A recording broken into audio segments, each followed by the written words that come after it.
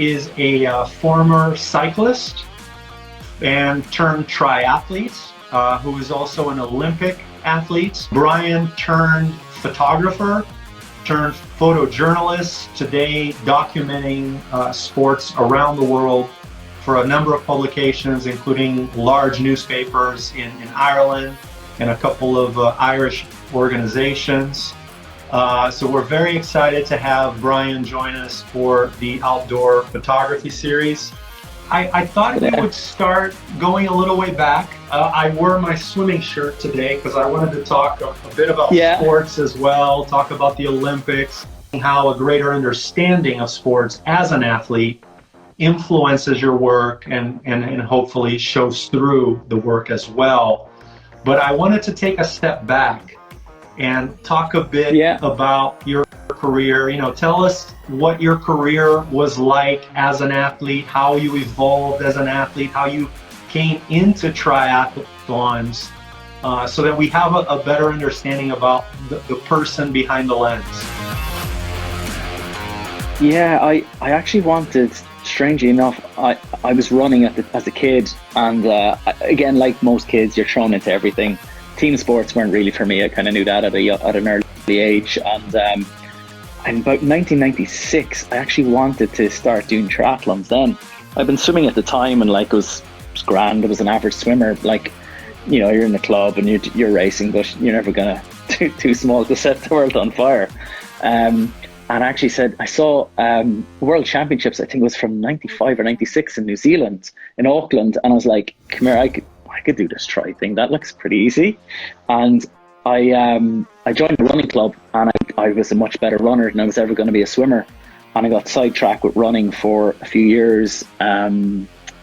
Ran in Euro Champs and World Cross, and was going to go to the States on a run scholarship, but ultimately it was decided I just didn't love running enough for that, and went off and went to university. And it was at university that I got into cycling, and I'd always watched cycling, got into cycling in a big way, and the next thing you know, I'm racing, and I just progressed through the ranks, and I ended up going to Belgium for kind of 3 years. Initially it was just in the summers to race. I've been on our national team for some of the races. So I'm lucky enough that I have a small diesel engine that can continue to go. I don't have a huge amount of power, but when it comes to endurance sport, I was lucky to find it when I did. And it just meant that, it's given me huge opportunities. And I raced in Belgium for those few seasons up until 96 or 97. 1 year I completely overtrained and just burnt myself out. Was just in a complete hole, and I just stopped, and I didn't look at a bike or do anything for 9 months. And it was actually then that I got back into photography, having my degree. Was in fine art print, which I did a lot around photography. And in that time I started to work, and I just picked up a local job in Cork, where I'm from, and again I was shooting a bit of sport and a bit of PR and a bit of news, and it was just kind of a little mixture of everything. It's nice introduction into that, more of the newspaper world. And again in 98 I headed off to I kind of needed to travel, in terms of if I don't go traveling now, I'll never go traveling.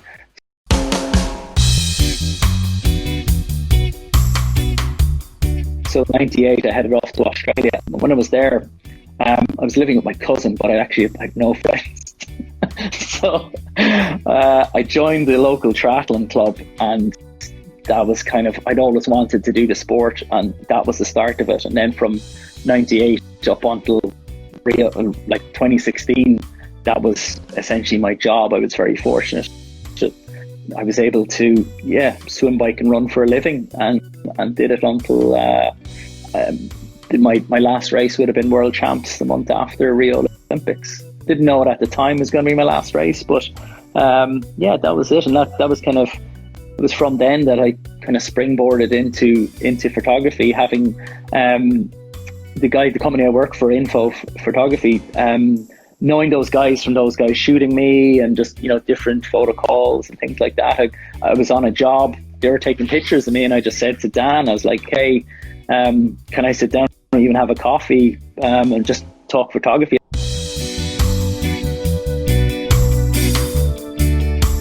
At that stage, wasn't looking for a job from him. I just knew that it was the career that I wanted to go back into. It was like, I just wanted to see what's out there, how do I do this? And next thing you know, I met him for a coffee, and he said, come here, I'm going on a job now, do you want to come along? Well, here I am 3 years later, and still shooting and loving it. That's awesome. Yeah, it was. And let's talk about the sports for a second. Obviously, the experience is completely different when you go from documenting an event and participating in an event. Having done both, help people understand the difference, between when you're competing and when you're there documenting an event. Documenting can be so much more fun. There's none of that pain. There's none of that emotional turmoil. There's none of that. The highs are high when you're competing, and the lows can be very low. But you can get a great high from getting great photographs. You can really. It's a different sport. Can be so selfish, and it sometimes it has to be so selfish in what you're doing, because you give everything of yourself to it. At least with photography, at the end of the day, you might, you're obsessed and you love it, but you can put a camera in a case and you can walk away. The mental aspect of competing, every day you put yourself on a line, to compete, and that you have to get, your sessions done. And training is great fun for the most part, but there are times when it's very, very mentally taxing. You're very much it's a little singular world. You don't look outside your bubble a whole lot. But the fantastic thing with photography, and when you go back to a sport that you competed in, to be like some of the cycling stuff. So we have in Ireland we've a race called the Ross, and it's an 8-day cycling event. Probably won't happen this year, unfortunately. But the Ross is something I would have ridden for them, and for the last few years I've covered that race, but I've covered it on a motorbike, and it's the best seat in the house to be on a motorbike in a bike race, where you can go, we're going to go up to the break, we're going to go back down to the bunch, we're actually going to pull in here, and there's a shot that I have, something that I know that's kind of this is going to work. Like, as they're flicking through the images, you'll see one of the images of a cycling group going through. It's a rapeseed field, and that was a shot that I would have planned. It was something that I knew that stage one was going to be going along this route. I knew that road, I knew that the field was there. I'd gone out the day before and realized that actually this is about 7 or 8 foot high, so I'm going to actually need a step ladder. So I had my step ladder, and that's only about 20k into the first stage. So we got the start. At a certain point, I said to my motorbike rider, okay, we need to go up. I need 3 or 4 minutes there at least to get set up and ready to shoot. And there's things like that you can plan on the road, and then there's other stuff that it just happens. You see it all of a sudden, like even going past, okay, pull in quick, we get that. Or you can be very fortunate that you get a crash that happens right in front of you. Don't want to see riders crash, but it can make for spectacular photos. Or it's just things like that. So sometimes you, and this is what helps, and when it shows. If you know a sport, it's so much easier to shoot it. Positions that you can be in. Riders.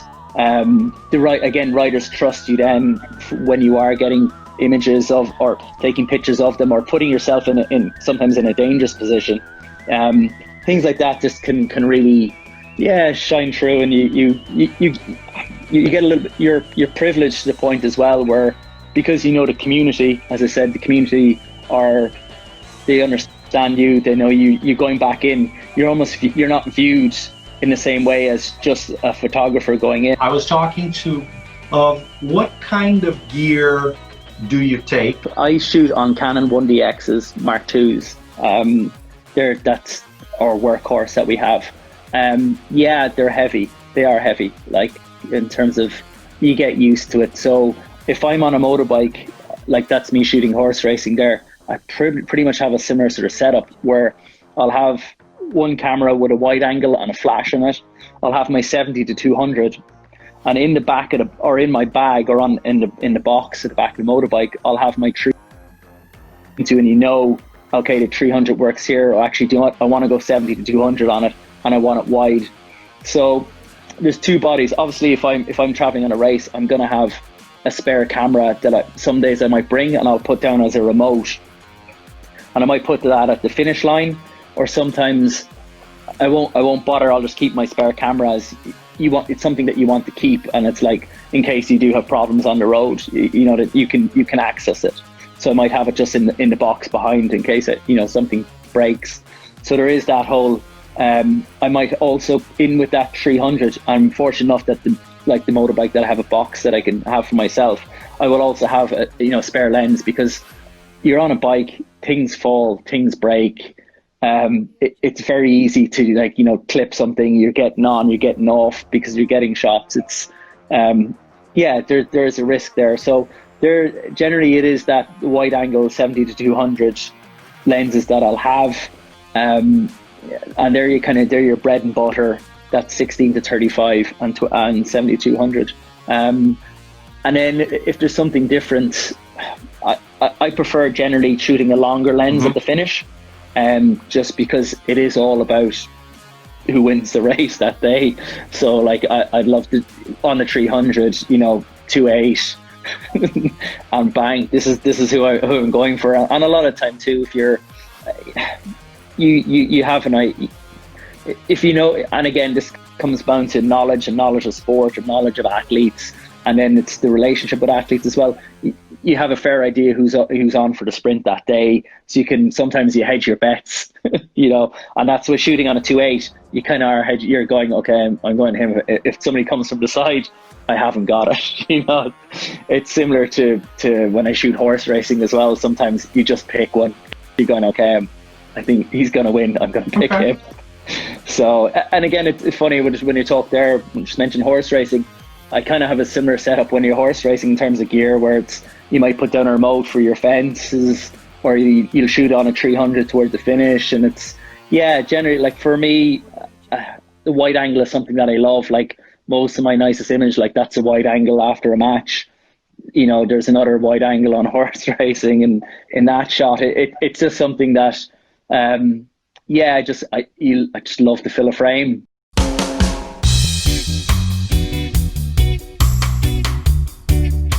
But let's also talk about the difference between sports that you may not know that well about. And so when you go to an event like a horse race or another sport that you maybe have very little idea, other than maybe a little bit of homework, how do you prepare? So when you go to an event like the Olympics. Yeah, and again, this is what us as photographers will always say, you'd love to go to the Olympics to shoot what you want and have no brief, just have it open. Because okay, if I go to a games, I'm capturing essentially Irish people, because that's the story, and you capture the rest as you go, but you don't have that time to really get into, and it's almost like navel gaze, self-indulgent, looking for beautiful imagery. Just so you talk there, so like this year covering the Irish cyclocross nationals, and I was covering them for Cycling Ireland. When I was doing that, I also documented, I went into the pits, but I did a portrait series on all the guys in the pits, just because I could, because I knew with the racing what I could do, and it's trying to cover that whole event and cover it in something different, where normally that course was it was really, really muddy. It was really bad. I think one of the guys had something like 70% running per lap on in the race, so that like it's more of a running race. It was just happened that they had really, really bad weather on a very muddy course. But that was something that I thought, okay, this is worth documenting, because you normally don't see guys in the pits. You don't see pit crews back and forth. Like guys were having bike changes every half lap, that the mud was that bad. So like that's to me, that I found that really interesting. And that's kind of something that, I hadn't planned on that. But then when you come back to shooting a sport that I had never shot before. So last summer was in Baku in Azerbaijan at the Youth Olympics, and there was gymnastics was on. I'd never shot gymnastics in my life before. And I think it's one of the hardest things I've had to shoot. But you go there for I knew I was going to have to shoot it on, maybe it was a Tuesday. So Monday they had, I was shooting stuff on the Saturday and a Sunday. Monday there was an opening where they have an open training session. So it's like, okay, I got to go along to the session. Okay, I'll look at my angles, where I can go, where I can't go. Even then, I'll always look at other photographers and I look at their imagery. So whether it's looking at, other Irish guys that I know, or whether it's going on Getty and like basically typing in gymnastics world championships and just going through imagery and going, okay, could I do this? Could I do that? And again, that's what so much of photography is a lot of the time too. It's training and it's teaching your eye, and it's how did they do that? What position were they in? And sometimes you can't get into positions, like you're restricted. Like if you go to an athletics world championships, there's a handful of guys who can get into the track.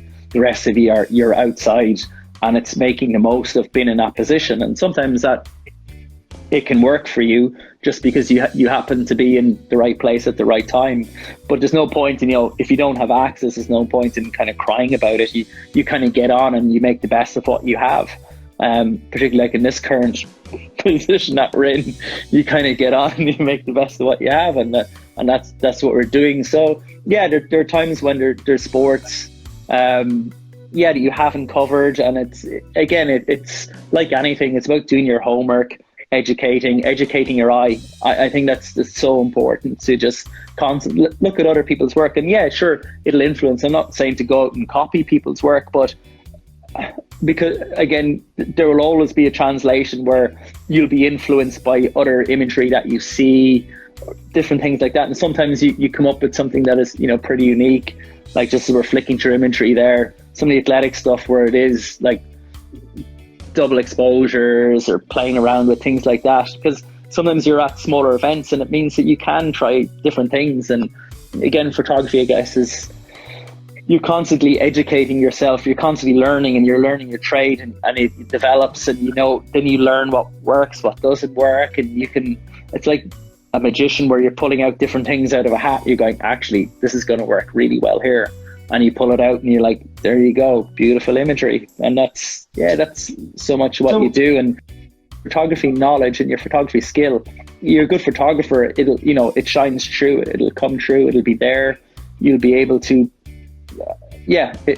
and sometimes it's great to come at something with a fresh eye that you've never shot before. And people, because you can see photographers who can become stale in their work as well, because they're doing the same thing. It's repetition all the time, and you can become a bit, as I said, a bit stale there. But and I think that's why when you meet somebody who is new in photography, it's always good to I enjoy talking to people who are new getting into it and just seeing what they see. And sometimes what they see is awful, and other times it's really good. And that's the beauty of photography. How much do you talk to other photographers at events? Like how much camaraderie is there between the photographers from different publications? Again, I'm comparing to athletic camaraderie. Do you develop that bond with other photographers? Do you end up? Yeah, it is. Again, it takes time. Like photography's, like there's certain people I look forward to seeing at events. You're going, I really get on with him. I hope he's there. Like I hope he's covering that match, or because there's people that they're fun. It's like everyone has that one person in the office who's like, he's really good crack. And, I'd love to go out on a night out with him. He seems like really good fun. Yeah, there's a few guys that you really enjoy being around. Again, photography can be a little bit lonely, because you're going to games and you're covering it, and you can travel, and you can have, you're flying in and out for stuff, and you could be staying in some terrible hotel, and you got to be up for a 6 a.m. flight the next morning. There's that side of it too, which isn't, terribly glamorous, but it is always nice to have a a friendly face or somebody that you know at them, and you hang out, or you share driving, or you share taxis or things like that. And it is nice. And it's always like, again, in the company I work for, there's 10 of us, and sometimes I'm lucky enough where we can be going away to, covering some games. There'll be 2 of us at the game, or sometimes there's 4 of us at the game. But again, you meet, you hang out, and you go for dinner afterwards, and that's really nice because, as I said, photography can be a lonely existence. Are you trying to be different than everybody else's shot? Or is there a large percentage of shots that that's the shot that everybody wants, and I just want to get the best of that shot that I can? Where do you consider yourself fitting? It all depends on the event. So you could go to cover an event and you're covering for a client, and you know that you have to get A, B, C, D, E, and it's a lot of just kind of box ticking, and it doesn't let that kind of I guess a creativeness open up. And then at other times where you're just given an open brief and you can go and try and get whatever you want, and there's nothing, you don't have to you're just told, be creative, get nice stuff. And that's the nicest thing to be told, because then there's no pressure, and you can look for something really different, because you don't have to, that you don't have to be off producing other stuff. And that, like, when the stuff like Triathlon Ireland, just I'll work for those guys, and they'll send me to a race and just say, cover, do what you do. It's really nice. Or sometimes if we're covering some of because the company I work for have a lot of rugby contracts. So if we go for any of the bigger internationals, there'll always be a gang of us there, but we'll all have a list, and the list is, it's very detailed, and it goes into, sure, the action is the action, like, you'll get that's no worries, but it's the other bits and pieces around it. Like, even that photograph there that we're looking at is one from Baku. It's obviously the bunch is going past the mosque, but that's actually up on top in a graveyard. I don't know if anyone has ever been to Azerbaijan. There are police everywhere. They're everywhere. It's bizarre. Every 100 meters is a policeman. They have so many police. Well, talk us through, tell us the story of this shot. Again, so again, as I said, there's been police everywhere, and this is at the kind of the furthest point out in the course. There's actually probably 2k up the road was the finish, but the road is complete lockdown, so you couldn't really get around. So I'd shot them on a hill in Baku in town, got a taxi that brought me about maybe 3 or 4k from there, walked the next bit and got to the point. But I got there, with good enough time where I was able to talk to one of the police officers. Some of them are approachable, some of them aren't. So the guy that I got happened to be really approachable, and just asked him, was it okay to go up into the graveyard? Because a lot of the time too, places like that, like, it's a different culture. Sure. You could be, it could be really offensive asking somebody like that, can I go into the graveyard? How dare you disrespect the dead, type thing. But he was fine with it. He let me up. He actually stayed with me. He didn't want me up there by myself. So he stayed up there while I got that shot. I'd set it up. I'd actually had that one. I think that shot's actually a remote shot, because I knew I was only going to get them going past twice. So I set up a remote with the wide angle, and then I had, I think I had maybe either the 70-200 or 300, where in that glass that's on the mosque, I went for a reflection shot of the bunch. So it's just, I was trying to, again, you're trying to get more bang for your buck, 2 shots from one pass. So it turned out that was kind of the nicest shot that I got of the day. The one on the with the reflection in the glass was nice, but it wasn't anywhere near as spectacular. With just, you've got the minarets, you've got that beautiful blue sky, you've got the bunch going past. Yeah, it was something that worked. Now, in getting that shot, I had to go to the track that evening, because there was an Irish girl in either the 100 or 200 final who won, Rashida, and I was trying to get out of there, but because all the roads were on lockdown, I think I ended up walking something like 10k and just about made it to the final. And that's, when you are covering events, multi-sport events like that, there are times where, particularly if you're covering them solo, you can only do so much.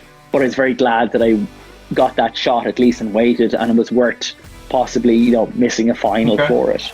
Things like that because I'd been out there the day before, or 2 or 3 days before, for the time trial, and it went past the same spot and was looking up and going, that'd be a really cool place to get to and to be able to shoot down. And again, it comes back to sort of some of those shots that you plan that turn out really, really well. And again, I have to ask, you know, there are obviously shots that you didn't necessarily plan for, but where maybe being a good photographer, like you said, pays off. What was the circumstances on this one? This is European Cross Country Championships they're in Holland, in the Netherlands in 2018. This is the under 23 men's race. Jimmy, I forget Jimmy's surname, who won it, but he walked away with the race. Like he was sheer class. He just dominated the field, and he's coming into the finish and he's taking the two tricolores and he's running along and he's going to celebrate, and he goes in to do like that kind of Jürgen Klinsmann slide. I don't know if you guys are familiar with that, where you go down on your knees. It's almost like actually Dirty Dancing, what your man Johnny does. He goes down on his knees and he slides across the floor. That's the way. So he went through that because it was really muddy, but whatever happened, he didn't slide. Didn't go quite as planned. He didn't go to plan. He just stopped. He went down on the knees and he just stopped dead and just went straight forward into the finish, you know, into the ticker tape. Did that shot get a lot of press or publication or no? It did get a lot. Like again, at a bigger event like that, you might have 20 photographers up on a stand. I happened to get pretty much a central position. There wasn't anyone else in a kind of a better position than me. You'd love to have a remote down at the side to get something like that, but because it was the under 23 race, there was maybe like 7 or 8 of us there, but I didn't see anyone else who had it as nice.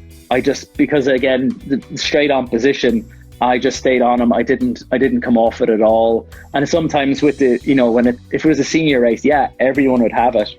But you can be lucky. Like one of the guys I work with, he won the Irish Press Photographer of the Year award it was in one of the big soccer matches, and it was a leg break. One of the players broke his leg, but he had it at the exact moment. But there was maybe 10 photographers had a similar photograph, but they didn't have that unique moment of that, you know, impact. So sometimes look, you need a little bit of luck in what we do. It's part of, you put yourself in position, but you got to have a little luck. Do you do a lot of portraits of athletes? Do you do a lot of those? Does your athletic backdrop help? And are you trying to tell, in essence, the story of that athlete through some of these portraits? Yeah, I'm very lucky that we do get, within info, that we do get a lot of sports features on that portrait work that comes through. That particular photo is taken in Galway. Again, most of the nicest stuff is in the west coast of Ireland.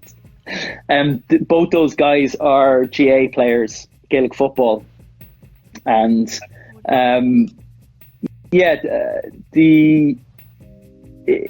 those two photographs. You can actually across the other side of the water there is Doonbeg, which is Trump's golf course. That's a whole different live. That's a whole other can of worms. So I'd be sent down by maybe like one of our nationals to a jockey, and sent down to do, you know, they're doing a feature story on them. So you go get them, and you maybe have an hour, half an hour, sometimes not as much. At Sam Bennett, I was lucky enough that I had a whole evening with Sam, and he gave me his time. We went to Specialized Ireland, went to their concept store, and I kind of set up the shot there, and we hung out and we took photographs, and you can take your time over it, and it's really nice. And then some of the other shots that I would have done where you don't have a whole lot of time, like you've literally got 5 minutes to grab, there are times when you photograph guys in their gear and you put them in context, and then sometimes it's just about taking them out of that and putting them somewhere completely different. I am a sucker for using water and reflection. They're always, I think it looks beautiful. Things like that. And again, with this guy David here, I went down the night before down to Galway and scouted around and looked for places where I could possibly shoot them. So we maybe had an hour and a half, 2 hours. Again, with this photograph with David Tuberty, I didn't have much time in terms of I got down maybe half an hour before the photograph. I knew where I was going. I knew there was a beach. I had a quick look at it and I was like, okay, that would work. Because sometimes you can get to places and there's nothing. And it's okay, now I'm going to have to use how good am I with my lighting? How good can I, what can I do if you just get a plain wall? But sometimes you've got beautiful locations and it can work. You don't need to, like with both those photographs, I think it's just natural light. I haven't used flashes or any sort of light other than natural light. So that can work as well. When it comes to with the second part of that question, coming back to like with athletes, it helps a lot. Like Sam Bennett would be a friend of mine where I could ask, hey, can we do these shots? And if time allows, he'll do it, and we'll hang out and we'll take pictures. And it's really nice because then you're hanging out with a friend and taking pictures. And then there are other times where you can get athletes who don't really want to engage, but they're doing it for a newspaper or something like that. So it's like, okay, they'll do it and they're fine. And you take, you've got 10 minutes or 5 minutes or 15, whatever it is. And then there are others. But it certainly does help having my background in sport, my history in sport, where you do know a lot of people. And it's easy. Like, so at the moment in lockdown in Ireland, I've continued to tip away with work, and we're kind of documenting athletes during COVID, during lockdown. So I've been photographing my friend Annalise Murphy. Annalise was a silver medalist in Rio in the laser. So that's a previous shot you saw as well of the sailing, the one taken on the water. That's Annalise out training before we went on to lockdown. And then I photographed her in her backyard doing her gym session. Essentially, there's things like that, and you can call on people, and they're giving, and like there's some people that that you call, can we do it, and they're like, look, I prefer not to at this time, but at least I have direct contact, and it's that helps a huge amount. Okay. Well, I want to make sure, because we've been getting lots of comments and compliments on the work, and we enjoy the interaction, so keep that coming. And obviously, this is an interactive conversation, so we want to invite questions as well. So if you guys have questions, keep them coming, and we'll try to work into the conversation. We've got limited time, but we'll try to address them. We've got a lot of photojournalists in our family of users and customer base. And a lot of people don't realize that the camera can actually be an element of contagion, just like any electronics, right? Your cell phone and your camera, especially if you go into a situation where there's a testing or a hospital, it can be dangerous. So we've been trying to educate people as well on protecting themselves, protecting the camera. Outex is obviously, we're biased, so Outex can be a great solution for that. We have an ambassador that has COVID, and so I was just talking to him yesterday, and he's better, but he was actually doing charitable work somewhere where he contacted the disease. There's another sports photographer in New York that used to shoot for the Knicks that has died of COVID. And later this afternoon, I'll be talking to another photojournalist from New York, Ben Lowy, who's been an Outex ambassador for a while, and he's out photographing COVID now. And so what's nice is that I think a lot of photographers are creative people by nature. And I've noticed that a lot of photographers like you have sort of, gone back to doing what they do best, which is documenting, telling stories. Yeah, I think that's been, it's particularly coming from a sports background where, you know, we don't cover hard news, and all of a sudden with this global pandemic that's happening, that we've been all thrown into news in that way. But as you said, trying to remain positive around what it is that we do. And I think there's enough people who are documenting the serious side of COVID and what's happening, and which is horrific and horrendous and needs to be documented and needs to be shown. But I also believe that there's an area where people need relief and people need to just see just nice imagery, whether it's kids, whether it's beautiful sunsets, whatever it is. I think that's really important right now for people can just have a bit of a mental break and step away from it. I know here in Ireland, like the PPAI, or Press Photographers Association, like that's one thing on their channel that they've really tried to just push, is kind of uplifting positive imagery, which people have been kind of crying out for and really looking for. So yeah, it is it is a weird space to like for me, or day-to-day work has pretty much been decimated, and that's where you come back and you're going, okay, how do I keep myself or make myself still relevant as a photographer? Where can I use my skills to document? What area do I see that needs to be documented?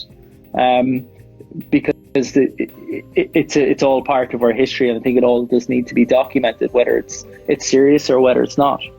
Yeah, it's tough because these athletes don't know, you know, what next year will bring, and so they have to reinvent themselves and find another year. Yeah, and that's, you know, it's part of, like, again, that's just, there are people in real businesses with real jobs that, again, don't have a job as well. You know, that when you kind of look at the big picture and going, okay, sure, sport is gone, but like it will return. We will come back. We will come back. We will be competing again. You know, and that's the lucky part about it. And like, I think if I was still competing at this time, what I would do and what I could focus on, you know, and it gives you an opportunity as well at the same time that you know, ultimately that you mightn't have had.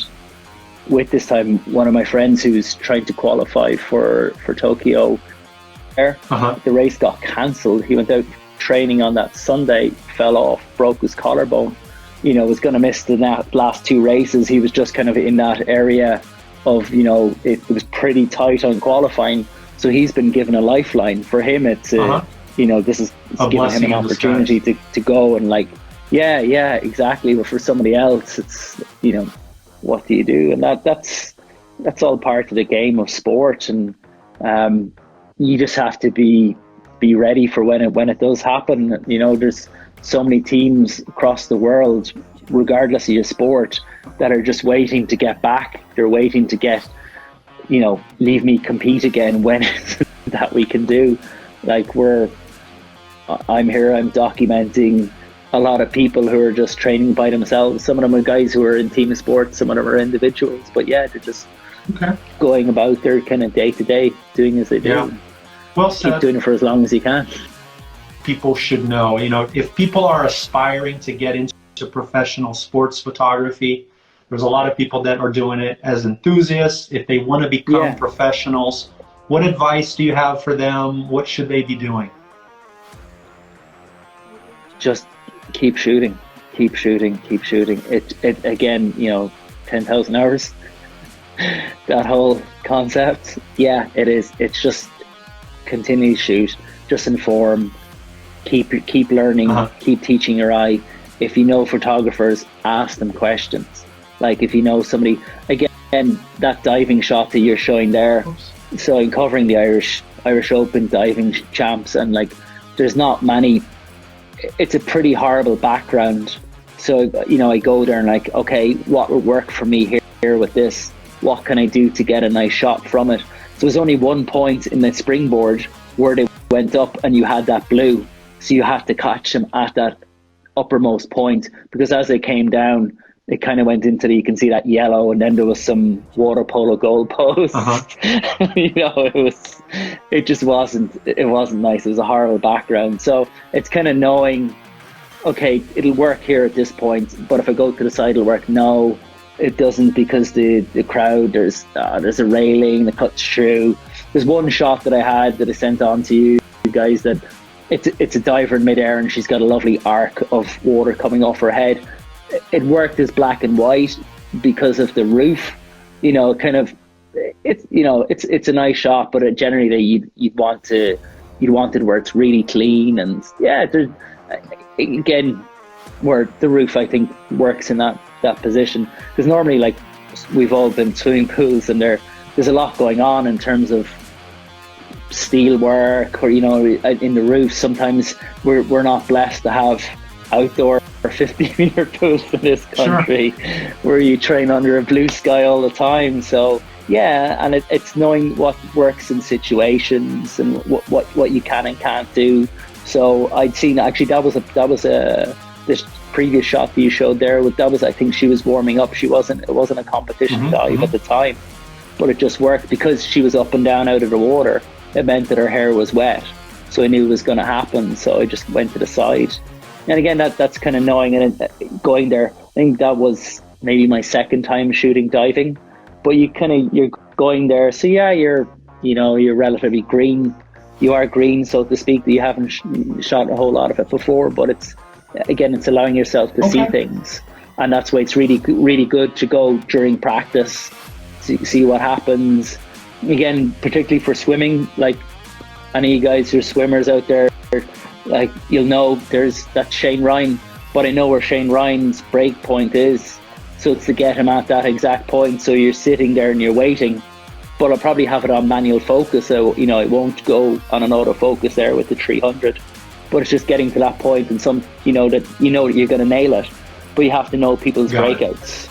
So that's just another continually educate yourself, knowing what it is. And sometimes somebody can rock up and they've never shot it before and they get great stuff, and that's a skill of photography as well. We got a question from the audience asking about the difference between individual sports and sports where there are masses of athletes competing together.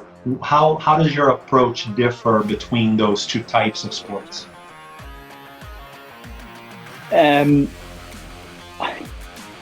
For the mass participation stuff, sometimes with things like that, you want to show, look at this as a whole. Like, if you can get up, particularly with mass events, if you can get high, you can just show that overview. Like, that's a good example of it, just with a beautiful backdrop. You are, again, if you had a one lone cyclist in that image, he'd be lost. It wouldn't really work.